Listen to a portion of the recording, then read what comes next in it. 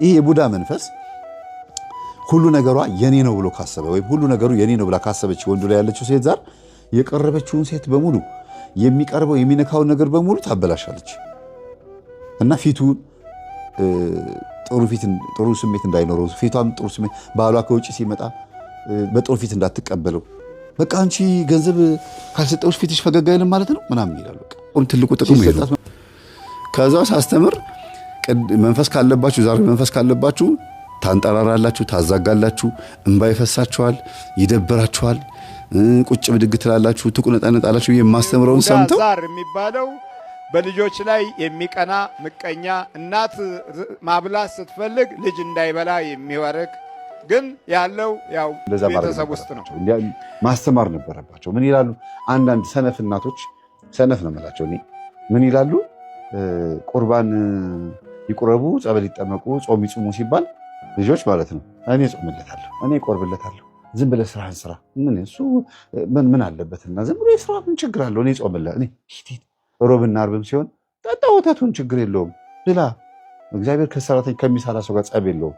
እኔ እዚህ ሁሉ ጊዜ ጠዋት ስትጸልዩም ማታ ስትጸልዩም እኔ ውስጥ ያለ ማንኛውም አይነት ርኩስ መንፈስ በስላሴ ስም በኢየሱስ ክርስቶስ ስም በመድኃኔዓለም በአማኑኤል ስም ታሰር። ስልጣን የለህም፣ አቅም የለህም፣ ባለህበት ታሰር፣ የስሙ ኃይል ይሰርህ ብላችሁ ማሰር አለባችሁ። በጌታዬ በኢየሱስ ክርስቶስ ስም አስሬሃለሁ ብላችሁ ስታስሩት እየወጣ እየገባ አያስቸግርም። እዛው ባለበት ነው የሚታሰረው ማለት ነው። አያስቸግርም ብቻ ሳይሆን አይሸውዳችሁም። ስትጸልዩ ስትሰግዱ የሚያንጠራራችሁ የሚያዛጋችሁ እኮ የታሰረ መንፈስ ነው አይደል እንዴ? መውጣት ስላልቻለ እኮ ነው። መንጠራራት፣ ማፋሸክ፣ ሆድ መንፋት፣ ፈስ መፍሳት፣ እንባ በቃ በማዛጋት ብዛት እንባ በቃ በጣም ይበዛል። ይሄ መንፈሱ ከእናንተ ወጥቶ የሆነ ቦታ ላይ መደበቅ አለመቻሉና እናንተው ላይ ሆኖ መታሰሩ ነው። ሌላም ደግሞ እንደገና ያልታሰረ መንፈስም ከሆነ ደግሞ ጸሎቱን እንድታቆሙት እየተፋለማችሁም ሊሆን ይችላል። አንዳንዴ እንደዚህም ያጋጥማል። ያ ያልታሰረ መንፈስ ይኖራልና ሲፈራ በተለይ የሴት ጓደኞቻችሁ የወንድ ጓደኞቻችሁ መተት ካለ የበላችሁት መተት ካለ ልክ ጸሎት ልትበረከኩ ስትሉ ሆዳችሁ ይነፋል፣ ፈስ ይመጣል። ያ ፈስ ይፈሳም ሲባል ፈሪ ማለት አይደለ? ይደነግጣል፣ ይፈራል፣ ልባችሁ ድው ይላል። ጸሎቱን ቶሎ እስኪጨርሱ ድረስ ያቆነጠንጣችኋል። ገጽ ቆጠራ ትጀምራላችሁ። ጭንቅ ይለዋል በቃ። እናንተ የሚጨንቃችሁ ነው የሚመስላችሁ፣ ግን እንዳይጋለጥም ፈርቶ ነው። እንደገናም ደግሞ ቶሎ ከተንበረከካችሁበትም እንድትነሱ ፈልጎ ነው ማለት ነው። እና አንተ ናስከን ምንድነው እንደው ሻ መትጫው አቦሻ ጎና ነው ተመተትኩት አባቱ ቆርቦችላ ጎና አሁን የፖስ ሱሪው አሁን ጀራናቱ ናት ጀራናቱ ያባቱን ንብረት ወርሳለሁ ብላ አይ ኮርኮሮ ሳዲቁን አሰረን አመት ሙሉ አስተካየው ባዶ ቤት። እሺ በውሻን የተመተትከው? እሺ አው ግደሉት፣ አፍናችሁ ግደሉት፣ በቤቱ ቀዳዳ ገብታችሁ። አው ሐምሌ 1994 አው ቅዱስ ገብርኤል አው ከሳት ያወጣው እዚህ ነው። 94 ዓመተ ምህረት ነው የተመተታችሁት? አው ስንት ዓመት ማለት ነው? 24 ዓመት መቼ ሂሳብ አታውቁም እናንተ ነሽ። ድፍን 24 ዓመት አው እስኪ እንዴት ነው?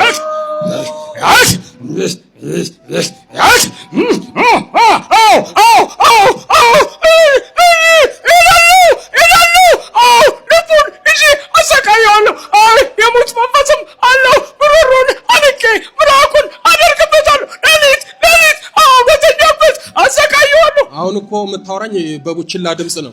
አዎ በቡችላ ቆዳ በጥቁር ቡችላ ቆዳ ነው የተመተትኩት። ግደለው። ምን እንዲሆን ነው? እንዲሞት። በፍርድ ቤት ገንዘብ ከፍላ ጉቦ ከፍላ ይግባኝ ብሎ እንዳይሄድ ግደሉት፣ በተኛበት ግደሉት ነው የተባለው። ያው ንግግሩ ዘየው አማርኛ ቢሆንም ቅላጼ ምንድን ነው? የውሻ ነው። ቋንቋ አማርኛ ነው። እንደ ውሻ ነው የሚያወራው። ምንድነው? ጉሮሮን አንቀጽ እስኪ እንደ ውሻ እንዴት ነው የምትለው?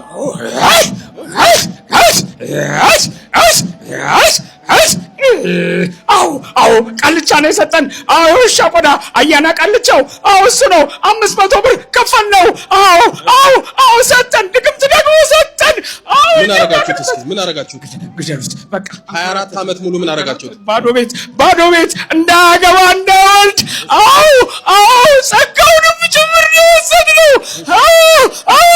ማንም ሰው እንዳይቀርበው ሁሉም እንዲሸሸው።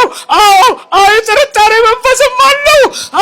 ጥርጣሬ መንፈስ ማንም ሰው እንዳይቀርበው ብቻውን ሆኖ እንዲሰቃይ አድርጉት ነው።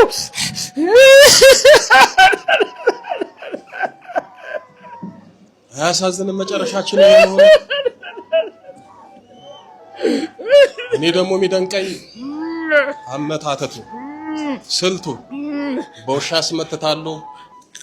ያው በውሻ የተደገመ መተት ከዚህ በፊት አብሬ መከራም በልታል አይደል? እና እስኪ የቀመሰ ነው የሚያውቀው። ወንድማችን ተሸኝቶለት ተገላግሎ አሁን እዚህ ያገለግላል። እሱም ላይ በውሻ ነበር የተመተተው። ታስታውሳለህ? እንዴት ነበር የሚያደርገው? ያው ዛፍ ላይ ሰቀለኝ ነው። ዛፍ ላይ ሰቀለኝ በጦጣና በዛም ነው። ግን ዘመኔ በሙሉ በቃ ለቅሶ ብቻ ነው። ማንም ስራ የማይሳካም ብዙ ምንም ነገር አይሳካልም። ብቻ ሰውም አይቀርብም ጭራሽ። በቃ እንደ ጠላት ነው የሚያይ ሁሉ ምንም በቃ ውስጥ አንተ ነው የምታውቀው። ግን እግዚአብሔር ልቦና ይስጣችሁ። ዘመኔ ሙሉ ስታለቅስ ነው የምትኖረው። በዛ ላይ ደግሞ እንደ ውሻ ማንከራተት ማቅበዝበዝ ነው። 24 ሰዓት ነው በቃ ልክ 6 ሰዓት ሲሆን መዘር ጀምራለሁ እስከ 9 ሰዓት 9 ሰዓት ነው ማቋረጥ። ሻርፕ 6 ሰዓት ነው የሚሆነው። መቼ ቀን 6 ሰዓት? እሺ ቀን 6 ሰዓት 3 ሰዓት እስከ 6 ሰዓት ዞራለሁ። 6 ሰዓት እስከ 9 ሰዓት ሙሉ ፀሐይ በቃ ፀሐይ ሙሉ ዙሬ በቃ ቁጭ እላለሁ። እንዲህ ነበረ ሲያደርጉት የነበረው። አይዞህ ቁጭ በል። ያው እንዲልከሰከስ እንዲዞር ሰው እንዲጠላው ካያችሁ እስኪ በእውነት ውሻን ስናይ ምንድን ነው የምንለው? ንገሩኝ እስኪ። ሂድ ከዚህ አይደለም የምንለው? ውሻ ስታዩ ምንድን ነው የምታደርጉት? ታቀርባላችሁ? ታባርራላችሁ? ውሻ የሁሉም ጠላት እኮ ነው አይደል? ያየ ሁሉ ነው የሚያሳድደው፣ ዱላ የሚያነሳበት፣ የሚደበድበው። በውሻ የሚመተተውም ያየ ሁሉ እንዲጠላው፣ እንዲያሳድደው፣ ህይወቱ እንዲመሰቃቀል፣ ለራሱም እንዳይሆን። ይህ ሁሉ እንግዲህ የግፋችን ውጤት ነው። እግዚአብሔር ይታረቀን። የእነዚህ ሰዎች እንባ፣ እነዚህ ሰዎች ላይ የሚደረገው ግፍ ሀገራችን ላይ ከዚህም የበለጠ እንዳያመጣብን እግዚአብሔር ይጠብቀን። ምክንያቱም እየሄድንበት ያለነው መንገድ በጣም እንደ ሀገርም እንደ ቤተክርስቲያንም እንደ ህዝብም ዋጋ እያስከፈለን ያለው። ወደ ቤተክርስቲያን የሚመጣውም ለምሕረት ሳይሆን አንዳንዱ ለመተት ሆኗል። ሰውን ለማስጎዳት እንዲህ አይነት አባት አሉ እንዲባላል እያሉ ይመጣሉ። እድል ወደ ነገስቱን እያሳዩ የሰው እድል የሚወስዱ አሉ። እንደዚህ አይነት ደግሞ የሚሰቃያለ ምንም በማያውቀው ሰው በራሱ ሰው ማለት ነው። እስኪ ሌላ ምን አደረጋችሁት? ገደሉት ነው። አምንናችሁ አስወጡት፣ አሳብዱት። እሺ በውሻ የተደገምክ መተት ሌላ ማን ያለው? የቤተሰብ አለኝ። መተት አይነ ጥላ ቡዳ ጋንንት። እንዳያገባ እንዳይወልድ። ባዶ ቤትን አሰራ ያስቀመጥኩት። እንዳያገባ እንዳይወልድ አርጉት ነው። የአባቱ ንብረት ወርሳለሁ ብላ። እሺ ተንበርከክ። ሁላችሁም ነው የምትሄዱት። ተዘጋጁ ጠቅላላችሁ። በስላሴ ስም በኃያሉ በመድኃኔዓለም ስም በኪዳነ ምሕረት ስም በቅዱስ ሚካኤል ስም በቅዱስ ገብርኤል ስም በቅዱስ ሩፋኤል ስም በቅዱስ ኡራኤል ስም በአቡነ ገብረ መንፈስ ቅዱስ ስም ስማችንን የጠራን ሁላችንም በውሻ የተደገም መተት ለቀናል። በስላሴ ስም በሲኦል ታስረናል። የዘጋነውን እድሎቹን በኪዳነ ምሕረት ስም ከፍተናል። ብንታደስ የዘብሩ ዳኛ ቅዱስ ገብርኤል ይፍረድብን። የመጨረሻችን ነው። በል እንደለመዳችሁት እንደ ውሻ 7 የጮህ ናጡ ተልበል። 1 2 3 4 5 6 ገንዘና ሊቀ መላኩ ቅዱስ ሚካኤል በስላሴ ስም ሲኦል ያወርዳችሁ። ዳነ ምሕረትን አመስግኑለት።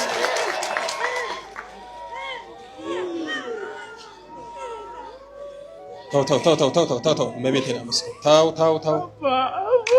ይሄን እኮ ነው ያበላሽት አባቴ አባቴ ዘመን ወገን የለውም ተብዬ እኮ ነው አባቴ አሰቃዮች። መብራን ካንተ ጋር ትሁን። ወላዲተ አምላክ መብራን ታስተካክልልህ በሉት። እናወራለን በኋላ እሺ። ቆየን። ወላዲተ አምላክ መብራን ለሱ እንደደረሰች ለሁሉም ትድረስልን። እንግዲህ በውሻን የተመተተብህ እንደ ውሻ ተልከስክሰ የትም መንገድ ላይ እንድትቀር እንዳታገባ፣ እንዳትሰራ፣ እንዳትወልድ ህይወት ሁሉ እንዲተሳሰር ነው የተደረገው። ለቤታችን የመጨረሻ ታድርግልህ በሉት። በእውነት የክፋታችን ጥግ አንዱ ማሳያ ይሄ ነው። በጣም ይገርማል። የኛዎቹ ደግሞ የመተተኞች ስፖንሰሮች አሉ። መተት የለም ውሸት ነው ሐሰት ነው እናንተም ውሸት ናችሁ ሐሰተኛ ናችሁ ይላሉ። እሺኛ ውሸተኛ ነን። እነዚህ ሰዎች ውሸት ነው ድራማ ነው። የእነዚህ ሰዎች እኮ እዚህ ጋር የሚናገሩት ነገር ልብ የሚሰብር ነው። ራስንም የሚያስጠላ ነው። የራሳችን የክፋት ጥግ ማሳያ ነውና ሰው እንዲህ እየተጎዳ ከማገዝ ይልቅ እንዲህ አይነት ነገር የለም እያሉ ግን ሰው ላይ የሚሰሩት ይሄንን ነው። እግዚአብሔር ከሁላችን ጋር ይሁን። ወላዲተ አምላክ መብራን የመጨረሻ ታድርግልን። ይሄ የቡዳ መንፈስ ሁሉ ነገሯ የኔ ነው ብሎ ካሰበ ወይም ሁሉ ነገሩ የኔ ነው ብላ ካሰበች ወንዱ ላይ ያለችው ሴት ዛር የቀረበችውን ሴት በሙሉ የሚቀርበው የሚነካውን ነገር በሙሉ ታበላሻለች እና ፊቱን ጥሩ ስሜት እንዳይኖረው ፊቷም ጥሩ ስሜት ባሏ ከውጭ ሲመጣ በጥሩ ፊት እንዳትቀበለው በቃ አንቺ ገንዘብ ካልሰጠውሽ ፊትሽ ፈገግ አይልም ማለት ነው ምናምን ይላል። በቃ ሲሰጣት ምናምን ፈገግ ትላለች ከጥቅም አንጻር እና ብዙ ጊዜ መንፈሱ ሴቶችን ጥቅመኛ እንደሆኑ ጎልዲገር እንደሆኑ አድርጎ እንዲታሰብ ያደርጋል። ይሄ በቡዳ ነው። በመተት ከሆነ ደግሞ ሰዎች ያው ሰላቢ መንፈስ ይልካሉ፣ አጥፊ መንፈስ ይልካሉ። ሁለት አይነት ሰላቢ ነው። የሚያጠፋ አለ፣ ያላችሁን ደግሞ ቀምቶ ደግሞ ተጠቃሚ የሚሆን ደግሞ ሰላቢ አለና መንፈሱ እናንተ ላይ ሲላክ ንፉግ የሆነ መንፈስ ይላካል። ለምሳሌ ሰውየው ይበደራችሁና ወይም ሰላቢ መንፈስ ይልክባችሁና ግን የሱ ማንነት የሱ ጸባይ ወደ እናንተ ጋር በመንፈሱ አማካኝነት ይመጣል። ገንዘብ በፍጹም ቢደማው እንኳን የማይወጣ ሰው ከሆነ እናንተ ጋር ሲመጣ እንደዛው ነው የምትወሩት። ስለዚህ ታሞ ሰው እያያችሁት የለኝም የኔ ቢጤ መጥቶ ስለምንተ ማርያም እያለ እግዚአብሔር ይስጥልኝ ትላላችሁ። ገብታችሁ መስጠት እየቻላችሁ ተነስቶ ሄዶ እንጀራ ቆርሶ መስጠት እየተቻለ ታካችነትም ድርቅናም ግትርነትም በቃ የለም እግዚአብሔር አሰማም እንዴ ምናምን እንደዚህ መልሳችን ይሄ ነው የሚሆነው። ከዛ አንጻር ብቻ አይደለም የተቸገረ ዘመድ የተቸገረ ጎረቤት ምናምን እያለ ጸጥ ማለት መተው አፍ አውጥተው ለምነዋችሁ እንኳን አይ እኔ እኮ እንደዚህ ሆኜ ቅርብ ጊዜ እኮ እንደዚህ አድርጌ ምናምን በቃ ምክንያት መፍጠር እያለ ይላል መጽሐፍ ቅዱስ መጽሐፈ ምሳሌ ላይ ማበደር መስጠት እየቻልክ ውስጥህን የሚያውቀው እግዚአብሔር ነው። እየቻልክ የለኝም ብለህ ያን ሰው ስትመልሰው አንተም ያ ነገር እንደሚገጥምህ ነው የሚናገረው እና የለኝም አትበል። መጽሐፈ ሲራክ ላይ በደንብ አግባብ የሚናገረው ይሄን። ስለዚህ ንፉግነት ወይም ስግብግብን ስቁንቁንነት ገብጋባነት ስሜት በውስጣቸው አለ ማለት ራስ ወዳድ ሆናችሁ ማለት ነው። ጫማ እንኳን ለራሳችሁ እንኳን መግዛት አትችሉም። ደህና ልብስ ገዝታችሁ አትለብሱም ወይ በቃ ለሰውም ማትሰጡ ከሆነ ለእናንተም ንፉግ ከሆናችሁ ራስ ወዳድነት አልፎ ምን ሆነ ሰይጣን ወዳድነት ይሆናል። በውስጣችሁ ያለው መንፈስ ብቻ የምታስተናግዱ ለልጆቻችሁ የሞታችሁ ለቤተሰብ የሞታችሁ ይመስላችኋል፣ ወይም ደግሞ የተጋደላችሁ ይመስላችኋል። ልጆች እስኪመረቁ ምን እስኪሉ ለማንም አልሰጥም የሌለው መስሎ ለመታየት አይ ደህና ልብስ ከለበስኩ መኪና ከገዛውኝ ወይ እንደዚህ ካደረግኩኝ አለው ተብዬ ስለሚታሰብ ምንም ነገር አላደርግም። የቤታቸውን ኮርኒስ እንኳን የማይቀይሩ ሶፋ ካቀየርኩኝ ብር አለው እባላለሁ፣ ኬታ መጣሽ እባላለሁ። ስለዚህ አይ ብሩ ባንክ ላይ ይቀመጥ ቁጭ ይላል በቃ ዝም ብሎ ለክፉ ቀን እየተባለ ከዛ ለክፉ ቀን ብለው ራሳቸው አሟርተው ታመው ለክፉ ቀን ብሩ ይሆናል። ለመልካም ነገር ያልሆነ ታመው ለመታከሚያ ለኦፕራሲዮን ለምናምን ለብዙ ነገር ብር ይወጣል። ክፉ ቀን ማለት አይደለም። ለደግ ቀን መዋል ሲገባው ለክፉ ቀን ይሆናል። እና ራስ ወዳድነት የሚፈጥረው መንፈስ በብዙ መንገድ ነው። ሰውንም በድላችሁ ራሳችሁንም ጎድታችሁ ነው የሚሆነው። ታዲያ ራስ ወዳድነት ከባዱ። ከዚህ ሁሉ ግን የሚበሳው የዛር መንፈስ ነው። ዛሩ ራስ ወዳድ እንድትሆኑ የሚያደርግባቸው 3 መንገዶች አሉ። አንደኛ በዙሪያችሁ በጎረቤትም በቤተሰብም በዙሪያችሁ ያሉ ሰዎች በሙሉ እናንተ የምታደርጉት ነገር እንዲያውቁ አይፈልግም። በድብቅ በሚስጥር ነው የምታደርጉት።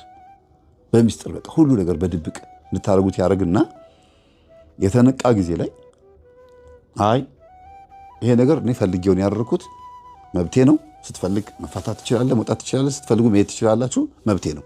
ድርቅ በድብቅ ስታደርጉት የነበረውን ነገር ሰው ሲያውቅባችሁ ሲደርስባችሁ ይሄ ይቅርታ ብሎ ሰውን የማካፈል የምናምን ነገር ሳይሆን በቃ ደግ አደረኩ ብሎ በዛው ድርቅ ማለት ልክ ቀደም መጀመሪያ ራሷን ትወዳለች ህይወት እንዲጥማት ወይም ደግሞ ህይወት አዲስ ህይወት እንድታይ ተብሎ የተላከው መንፈስ የሚሰራውን ስራ በዛው እንድታዩት ነው የፈለጉትና ይሄ ዛር መንፈስ ከመጀመሪያው ጊዜ ጀምሮ መሽቁቅ እንድትሆኑ ነው የሚፈልገው። መሽቁቅ ማለት ነው ሁሉ ነገር በቃ በድብቅ ሁሉ ነገር አትናገሩ፣ የኔ ብላችሁ የምትይዙት ነገር አለ ማለት ነው። ጥሩ እኮ ነው እንደዛ መሆኑ፣ ግን ለምን ለመልካም ነገር አይሆንም? ለተንኮል ለምን ይሆናል? ለተንኮል ለምን? እና እንደዚህ አይነት አንደኛው ይሄ ነው የዛር መንፈስ ራስ ወዳድ እንድትሆኑ ከሚያደርግበት ነገር ውስጥ አንዱ። ሁለተኛ በእህል ጉዳይ ነው። በምግብ በእህል ጉዳይ ነው ማለት ባላቸው የሚሰጣቸው ገንዘብ የሚሆን ሚስታቸው የምትሰጣቸው ገንዘብም ሊሆን ይችላል። ልጆቹም እናትና አባት የሚሰጣቸውም ሊሆን ይችላል። ግን ከየትም ይምጣ ገንዘቡ ለራሳቸው ሲሆን ክሽን አድርገው ወጥ ምናምን መስራት ይችሉበታል። አጣፍጠው ይሰራሉ። እኔማ ሽሮ አልበላም ተቸግሬም ቢሆን ይላሉ። አጣፍጠው በር ዘግተው ተደብቀው ሽሮም ከሆነ ከጠፋ በቅቤ ቆንጆ አድርገው ይሰራሉ። ወርቅ ያስቀምጣሉ፣ ይደብቃሉ። ማለት ጥሩ እኮ ነው እንደዚህ ማስቀመጣቸው። ግን መቼም ቢሆን እንዲታወቅ አይፈልጉም። መቼም ቢሆን በዓለም ጭምር ልጆችም ጭምር ልብስም ሲገዙ ማንም እንዲነካባቸው አይፈልጉም። በቃ እዛ ቦታ ላይ ማንም እንዲደርስባቸው አይፈልጉም። እጥር ነው የሚያደርጉት። በየትኛውም አይነት ቦታ በአመጋገብም ይሁን በአለባበስ በየትኛውም አይነት ቦታ የሚያደርጉትን ነገር ሰው እንዲነካባቸው አይፈልጉም።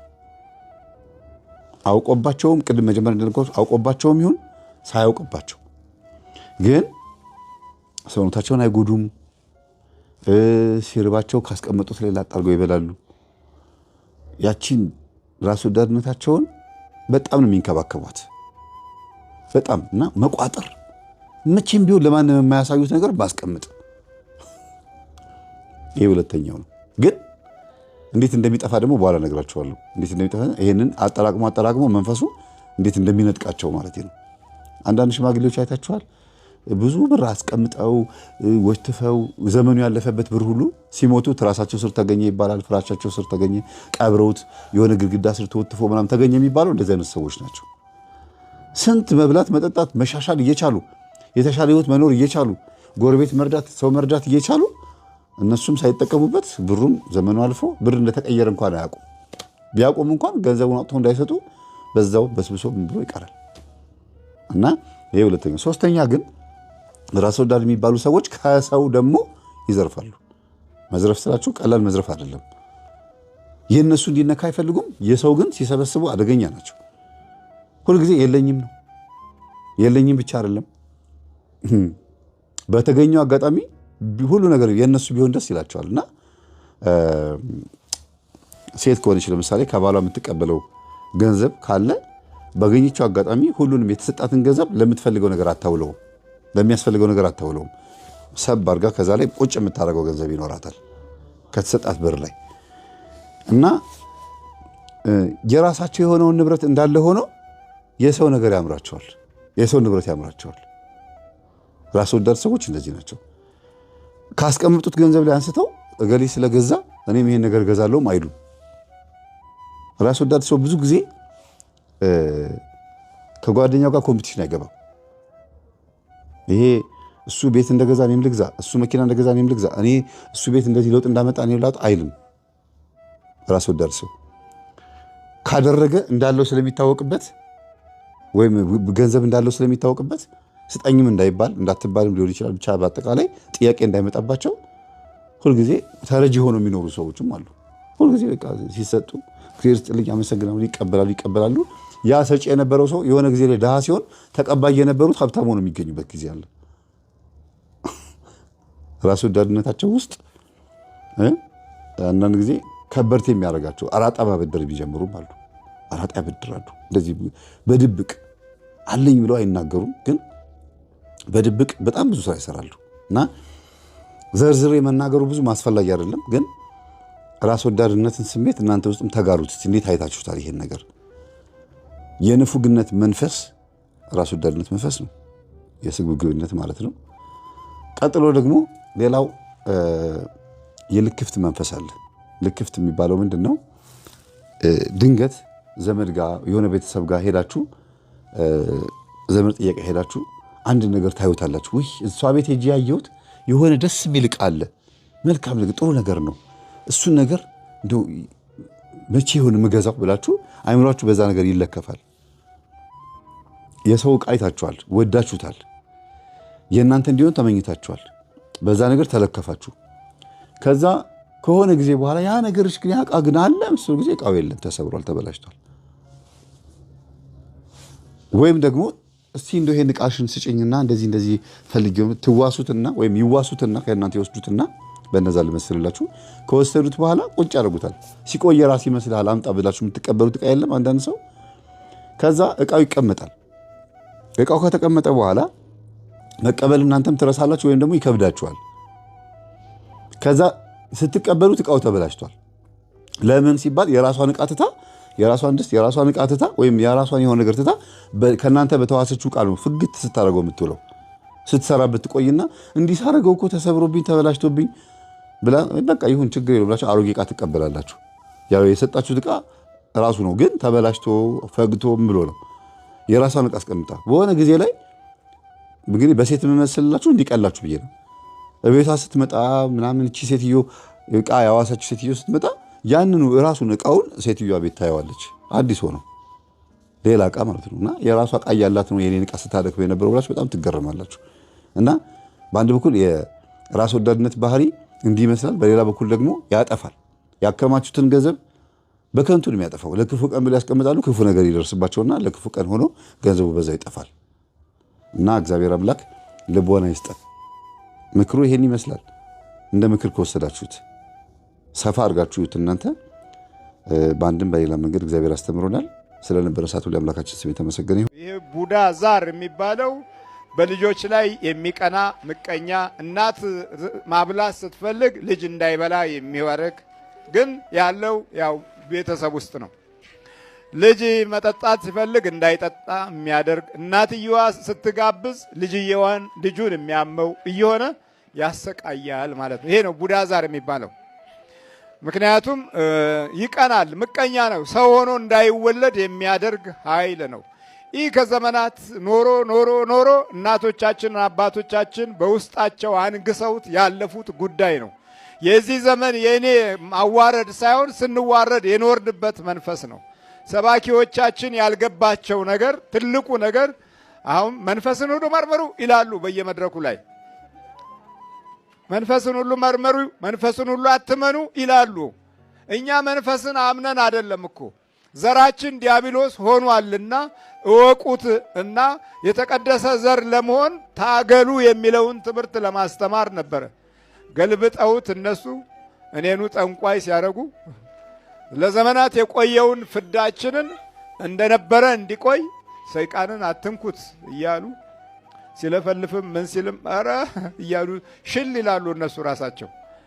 ክርስቲያኖችን ወደ መናፍቃን አዳራሽ የምናባርር ጭራቆች እኮ ነን። በቤተ እግዚአብሔር ውስጥ ተቀምጠን ፍዳም እናስቆጥር የሐሜት ሀብት ያለን፣ ጸጋችን ሐሜት፣ ጸጋችን ጥላቻ፣ ጸጋችን ሞገሳችን ሁሉ ማሳደድ። ለማሳደድ ስልጣን እንይዛለን። ለማሳደድ የከፍታ ቦታዎችን ተሽቀዳድመን እንወጣለን። እና የቡዳ ዛር ብዙ እድሎችን ሊያመጣ ትልቁ ጥቅሙ ይሄ ነው።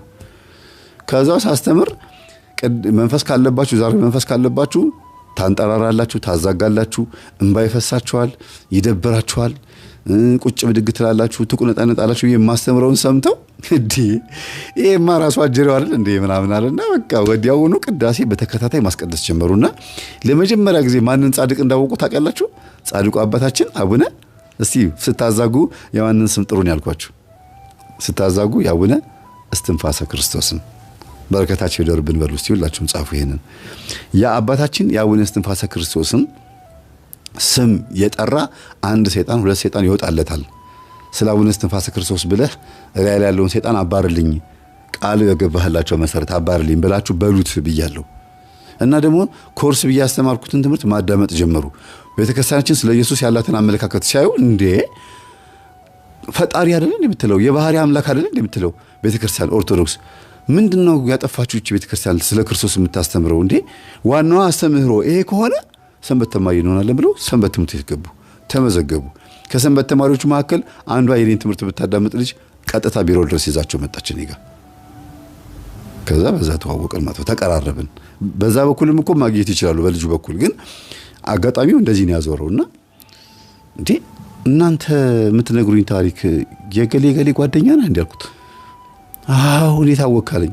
ነግሮኛል፣ ክላስ ውስጥ ጓደኛዬ እንደዚህ ማን ብሎ ነግሮኛል አልኩት። ከዛ ደወሉለት ነው ጓደኛቸው ጋር መምህር ተስፋዬ ጋር እኮ ነው ያለዳሉት። እስቲ ያገናኙ አላቸው። ሄሎ እንዴት ነህ አልኩት። እግዚአብሔር ይመስገን መምህር መጥተው ነው አለኝ። እንዴት መጥቷል? እንዴ እነሱ ጭራሽ ኦርቶዶክስ ሆነዋል። ጸጉራቸውን በቃ የሚገርም ማንነት ነው ያላቸው እኮ ተቀይረዋል እኮ አልኩት። እኔ አላምንም በጌታ በኢየሱስ ስም ብሎ ያለቀቀውም ጴንጤ ውስጥ ያለ በጌታ በኢየሱስ ስም የሚለው አነጋገሩ አለቀቀውም። ጥሩ ነው ይሄ ባህሉ አሪፍ ነው። የጌታን ስም ደጋግመን ብንጠራ የበለጠ እንዲያውም በጣም አሪፍ ነው። እኛ ኦርቶዶክሶች ያለን አንዱ ትልቁ ተስፋችን እሱ ስለሆነ ከታች ያሉት ቅዱሳን በሙሉ በምልጃቸው ምንድንባቸውና በበረከታቸው በጸሎታቸው ምንባረክባቸው አባቶች ቢሆንም ዋናው ግን ኢየሱስ ክርስቶስ መዘንጋት የለበትም ብዬ አስባለሁና በጣም ነው ደስ ያለኝ። በቃ መጣው መምራል። ከዛ በጣም የሚገርም ነው መጣ። ሙሉ ቤተሰቡ ሊቀየር እንደተናጋ ቤተሰቡ እና እንዳፈረ ክላስ ውስጥ እናቴ እኮ እንደዚህ ያለች አባቴ እኮ እንደዚህ ያለ ማን ብሎ መናገር አፍሮ ለምን አልነገርከኝም ሲለው ፈርቼ አፍሬ በቃ በጣም አፈርኩኝ። እኛ ጴንጤ ከልጅነት ጀምሮ ጴንጤ ነው የነበርነው፣ ሃይማኖት አልቀየርንም ብለን የምንመካ የነበርን ሰዎች በአዳልሞቴ ምክንያት እንደዚህ መሆናችን በጣም ይገርማል። እና የዛት ክቢ ነገር አሁን ደረሰብኝ አለው። ምን ነበር ያልኩ አለው ልጁ።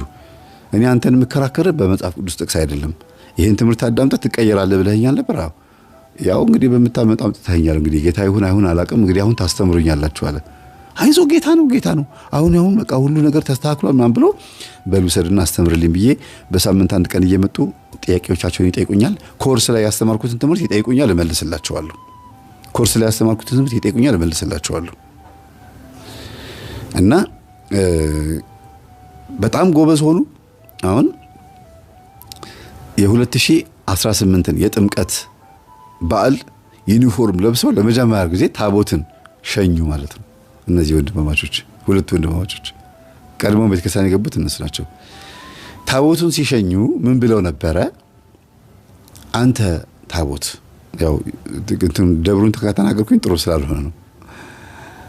አንተ ታቦት የእግዚአብሔር መንፈስ ያለብህ ታቦት ስጋ ወደሙ ስንቀበል በዚህ ታቦት ላይ ተፈትቶ እንደሚቀርብ ሰምተምረናል። ጌታችን ኢየሱስ ክርስቶስ ወይ እባክህን እናትና አባታችንን ጨርሶ ወደ ኦርቶዶክስ ተዋሕዶ ቤተክርስቲያን አምጣና ሙሉ ቤተሰባችንን ቀይር፣ የእናቴንም እህት ወንድሞች በሙሉ ቀይር ብሎ ጸልየዋል። ዛሬ ላይ ሙሉ በሙሉ ኦርቶዶክስ ናቸው እንዳለ በሁለቱ ልጆች የተነሳ በተለይ በዚህ በባለ ታሪካችን የተነሳ ሙሉ በሙሉ ስለ አዳልሞቴ ገጠመኙን በየቴሌግራማቸው ሲልኩላቸው ዛሬ ገጠመኙን ለእናንተ እንዳቀርብ ምክንያት የሆኑኝ እነዛ የእናታቸው ወንድምና እህቶች ናቸው። እነዛ ግቢያቸውን የተነጠቁት የተናደሩት ሰዎች ለካ በየቤታቸው ያልጎመጉማሉ። ወይኔ ዘረፈን አይደለ የእናታችንን ቅርስ ወሰደብን አይደለ ጌታ ይመለክበት ብሎ ከዛ በኋላ ፓስተሩ በሴት ተከሶ ምናምን ብዙ ነገር ይታሰራል፣ ይፈታል፣ ሌባ ተብሎ ምን ይላል እና ግቢያቸውን ባላግባብ እንደወሰደባቸውና እንዳጭበረበረባቸው የገባቸው ቅርብ ጊዜ ነው። እና ስለ እናትና ስለ አባቱ ታሪክ ሲሰሙ ፓስተሩ በጣም ቆሻሻ የሆነ በቃ ደስ በማይል መልኩ ነው ህዝቡን ያታለለበት መንገድ። አንደኛ ጴንጤም አይደለም ኦርቶዶክስም አይደለም የቃልቻ ልጅ ነው። ሁለተኛ መጽሐፍ ቅዱስ ጨብጠው መጥተው በድፍረት አንደበት ስላለው ልክ አንዳንድ ሰዎች በጣም የሚገርም አንደበት ስላላቸው የማሳመን አቅም አላቸው አይደል? በዛ አይነት ናርሲ ልጃቸውንም እንደዛ ማድረግ ነበረባቸው፣ ማስተማር ነበረባቸው። ምን ይላሉ አንዳንድ ሰነፍ እናቶች፣ ሰነፍ ነው የምላቸው እኔ ምን ይላሉ? ቁርባን ይቁረቡ፣ ጸበል ይጠመቁ፣ ጾም ይጹሙ ሲባል ልጆች ማለት ነው እኔ ጾምለታለሁ፣ እኔ ቆርብለታለሁ፣ ዝም ብለህ ስራህን ስራ፣ ምን አለበትና ዝም ብለህ ስራ፣ ምን ችግር አለው? እኔ ጾምለህ እኔ ሮብና አርብም ሲሆን ጠጣ ወተቱን፣ ችግር የለውም ብላ፣ እግዚአብሔር ከሰራተኛ ከሚሰራ ሰው ጋር ጸብ የለውም፣ እኔ አለሁ፣ እኔ ሳስቀድስ በጸሎት አስባለሁ እያሉ ልጆቻቸውን ያሰነፉ ብዙ እናቶች አሉ። እንደዛ ነው ይሄ ልጅ የሰነፈው። እና እሳቸው ለካ ደንግጦ ሄዶ እዛ ላይ የሁለቱም የተገናኙት ያረገዘችውም የሴትዮዋም ልጅ በአጠቃላይ መንፈስ እንዳለባቸው ማንም አላወቀም ነበር። በኋላ ይሄ ነገር በጣም መልካም ነው ተብሎ ተደውሎ ተጠራውና ታሪኩን ስሰማ የሆነ ችግር እንዳለ ሰማሁ። ትቆርብ የነበረችው ልጅ በትምህርታችን ደህና ተለውጣ የነበረችው ልጅ ገና ጥሩ ሁኔታ ላይ የነበረችው ልጅ ወደ ኋላ ሄዳ እንደዚህ ካለች የሆነ አታላይ መንፈስ አለ፣ የኔንም ትምህርት እንዳያዳምጡ የሆነ ነገር የወሰወሳቸው ነገር አለ ብዬ እስቲ አንድ ላይ እንጸልይ የሚል ነገር አመጣ። እሺ እነሱ አልገባቸውም፣ እኔ ምን እንደፈለኩ አልገባቸውም። እና ሁሉም ልጆቻቸው አጠቃላይ አይነ ጥላ ያለበትም ያ ቤት ውስጥ ወጥ እየሰራ ምንም እያለ ባለሙያው ማለት ነው፣ ግን ከቤት የማይወጣው አክሽኑ ሁሉ ነገሩ እንደ ሴት እንዲሆን የፈቀደው ልጅ ማለት ነው። አጠቃላይ አንድ ላይ ጸሎት በምናደርግበት ቀን እኔ ማዘርና ማዘር ሁለቱ ማዘሮችና እኔ ብቻ ነን እዛ ቤት ውስጥ። በቃ ማለት ነው ያው ከንቱ ውዳሴ እንዳይሆንብን ይሄ የምናገረው ከመንቃት አንጻር ነው የምናገረው። የነቃነውም እኛ ሶስታችን ብቻ ስለሆኑ ልጅቷም በእርግጥ ነቅታለች፣ ግን የገባውን ደግሞ መጫው አለበትና በሰኔ ጎልጎታ ጸሎት ብቻ አብረን ነው የምንጸልየው። የተቀባበልን አንቀጽ ነው የምንጸልየው። ያረኩት የተለየ ነገር የለም። እግዚአብሔር ስሙ የተመሰገነ ይሁን። ከዛ የለፈለፉትን ኦዲዮን ስናሰማቸው ደነገጡ። አንወጣም ከቤት አሉ። የጮሁትን አንደፋደፋቸው። የመናፍስት አይነት ስሙን ከተኮላሽ እያሱ ጀምሮ የማላቀው አይነት የመናፍስት ስም ማን የሚባለው አዶ ከብሪ በቃ ያልጠራው አለ። እስቲ እንደሆነ ማለት ከምጠራቸው ውጪ እስቲ የምታውቁት ካለ ጻፉ እስቲ። በቃ ማለት ከ30 ምናምን በላይ አጋንንት ስም ጠርቷል ወንዱ ላይ ያለው። ለካ ሴትዮዋ እንዴ እኔ ለካ ቆረብኩ ብዬ ከእግዚአብሔር ጋር ሰብሰብ ብዬ ልጄን ስራ ውሎ ነው የሚመጣው ላሉ እዛ ሄዶ ቢራውንም ድራፍቱንም ምንም እያገላበጠ ሴቱንም እያተራመሰ የሚመጣልኝ ለካ ከኔ ሄዶ መንፈስ ልጄ ላይ አርፎብኝ ነው። በኋላ በስልክ ደውለን ጓደኞቹ ጋር ቼክ ስናደርግ ዛሬ ያለ ወትሮ በዚህ ዓመት ውስጥ ጸባዩ ተቀይሮብን ነበረ። ይማታል፣ ይሳደባል፣ ያመናጭቀናል፣ ይክዳል። መካድ ማለት አላልኩም እያለ ይክዳል። አሁን የተናገረው ነገር አሁን አላልኩም። ልክ ቅድም ልጅቷ አርግዣለሁ ስትለው ጊዜ እናም ብሎ እንደካደው ማለት ነው። ይሄ ምንድነው ራሱ አልነበረም ማለት ነው። ሰው በኋላ ሴትዮዋ ይሄንን በስልክ ስንሰማ አውቄ ነው እንደውለው። ለምን የእናትየዋ ባህሪ ሰፈር ውስጥ ያተራምሱት የነበረው ያ ብጥብጥ ያደረጉበት የነበረው ጸባያቸው ልጃቸው ላይ ሄዶ ስራ ቦታ ላይ በጥባጭ ነው። አንድ አይነት ባህሪ ነው ያላቸው እናትና ልጅ ማለት ነው። ጸባይ ነው ያላቸው በመንፈሱ ነው። ታዲያ ሲሰማ አንገቱን ደፋ። በጣም አዘነ። መምህር ይቅርታ አድርግልኝ፣ ያንተን ትምህርት እያጣጣልኩኝ ለዚህ ነገር ያበቃኋት እኔ ነኝ። በእርግጥ እግዚአብሔር ልጅ ነው የሰጠኝ፣ ወይ አዛብ አይደለም ወይ ቅንቡርስ አይደለም የወለደችው፣ ሰው ነው የምትወልደው። ስለዚህ እኔ እድለኛ ነኝ፣ በዚህም ሆነ በዛ እግዚአብሔር ይወደኛል፣ አንድ ለእናቴ ሆኜ አልጠፋሁም ምናምን ብሎ በጣም አዘነ፣ አለቀሰ። ለዚህ ሁሉ ነገር ያደረጉ ግን ንስሐ አባቴ ናቸው ማን ብሎ ደግሞ መሀል ላይ ጮኸ ስላቸው ተናደደ። እንዴት ስለው ጊዜ እናትየውም ደነገጡ። ማለት አይ ለዚህ ሁሉ ነገር የዳረጉን ቄሱ ናቸው፣ ንስሐ አባታችን ናቸው። አሁን ዞሮ ዞሮ ወደ ማን እየመጣ ነው? እኔ ላናገራቸው ወደምፈልጋቸው ቄስ እንዴት ምናምን ተባለ። ከዛ የሚያወራው ነገር ያስደነግጣል። አንደኛ ስራ እንዲበረክትልህ ገንዘብ እንዲበረክትልህ እያሉ ይሄንን ብላ ይሄን ጠጣ ይሄንን ቀበቶ ላይ ሰራው ብለው ቀበቶ፣ ይሄ ወንድ ልጅ ቀበቶ መቼም ይታይሻል። ይሄ ቀበቶ እዚህ ላይ እንደዚህ የሚጠመጠም የሆነ ነገር ሰጡት እና ጠምጥሞት ቀበቶ ላይ ወገቡ ላይ የሚያስረው። እንግዲህ ወገብ ማለት ስራ ነው፣ ታጥቃችሁ የምትሰሩት ነገር ነው። ያለካ ወደ ኪሱ የሚከተውንም በጉልበቱ የሚያመጣውን ገንዘብ ሊካፈሉት የሚፈልግ ነውና አስራቷንም እንዳትረሳ ከመቶ 20 ነው የምታደርገው፣ 10 ለእግዚአብሔር 10 ለእኔ በረከት እንድታገኝ ስላደረኩ። በእርግጥም ገንዘብ ያገኛል፣ ይሰጣቸዋል። 10 ለሳቸው 10 ለቤተክርስቲያን ፐርሰንት ነው 10 ስላችሁ። ለምሳሌ 50 ሺህ አግኝቶ ከሆነ ከ50 ሺህ ላይ ስንት ነው የሚሰጣቸው ማለት ነው? ሰውየው ከ50 ሺህ ላይ 5 ሺህ የማን ነው? የእግዚአብሔር ነው ማለት ነው አይደለም? 5 ሺህ ደግሞ የሰውየው ነው ማለት ነው። እንደዛ ነው አይደል የሚሆነው? ከተሳሳትኩ አርሙኝና እንዲህ እያደረጉ መጥፎ ነገር አስለምደውታል። ከዛ ስንፈተ ወሲብም ሰርተውልኛል አለ። እንደገና ደግሞ ግርማ ሞገስ ሰርተውልኛል አለ። እንደዛ ተሳዳቢ ሆኖ ኃይለኛ ሆኖ ከስራ የማያባረሩት ለካ እሱ ግርማ ሞገስ ያስደግሙ። ማንም ሰው አይናገረው። ቅጥረኛ ሆኖ የአንድ ትልቅ ሆቴል ባለ 5 ኮከብ ሆቴል ዋና ማኔጀር ሆኖ ባለቤቱን ቁጭ ብድግ ነው የሚያደርገው። የሆቴሉን ባለቤት እኮ ነው የምላቸው። ቁጭ ብድግ ያደርገዋል። ማንም አይናገረው። ይሄን ያሰሩት ግን የንስሐ አባቱ ናቸው። ይሄንን እናቱንም ደብቆ በድብቅ ነው ሲሳል ለእናትህ እንዳትነግር እያሉት ማን ንስሐ አባት ይፍረዱኝ። ይሄን ነው የምናስተምረው እኛ ምን ሲባል